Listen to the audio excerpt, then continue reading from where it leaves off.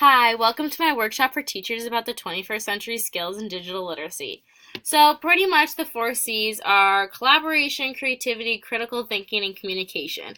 And as you can see underneath each of the four C's, I put down either one or two skills that are helpful in that. So underneath collaboration, pretty much what that means is working together with others. For students, this means working with peers, people in their class. For teachers, this means working with their colleagues to come up with lesson plans, etc.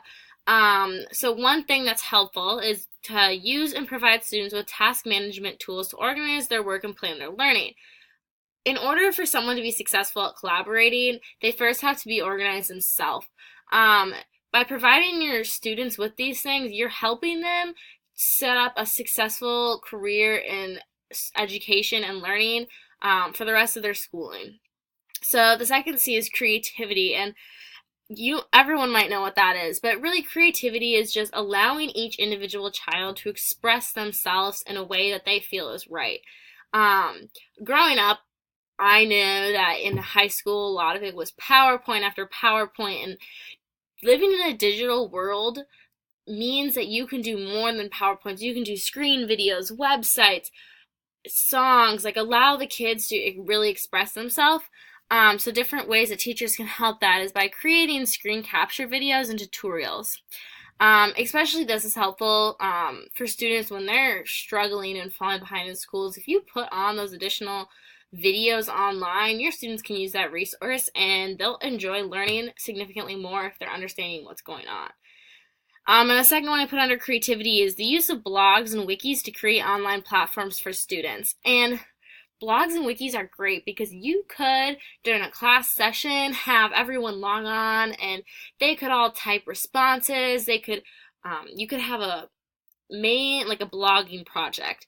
And pretty much you could allow any student to pick whatever topic they wanted, within reason, obviously, and allow them to, say, each Monday, you have them go online, they get 10 to 15 minutes, and they get to create a blog post. And at the end of the year, they have this really successful blog about something they care about, and this really motivates kids learning. So then the third C is critical thinking.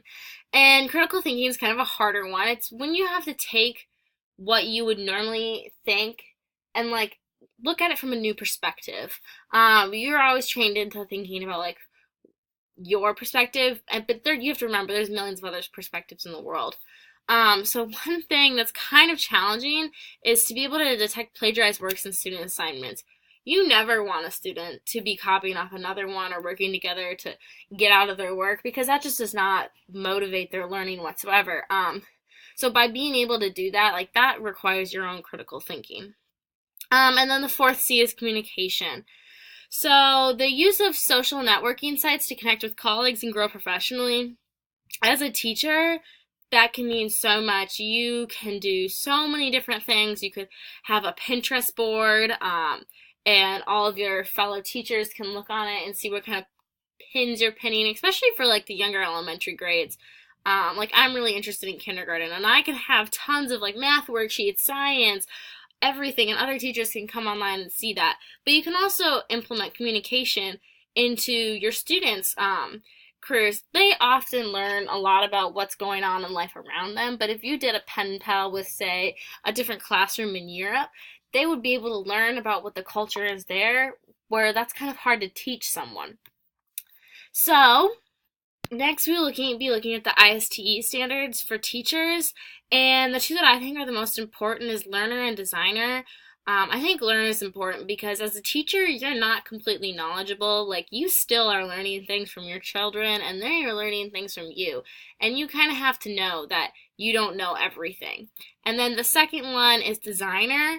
And you have to be able to design interesting things for your class to keep them interested. No matter what the age range is, they always get bored with learning, and you have to keep them interested in what you're talking about, and that's the best way to promote learning and their own growth as a person.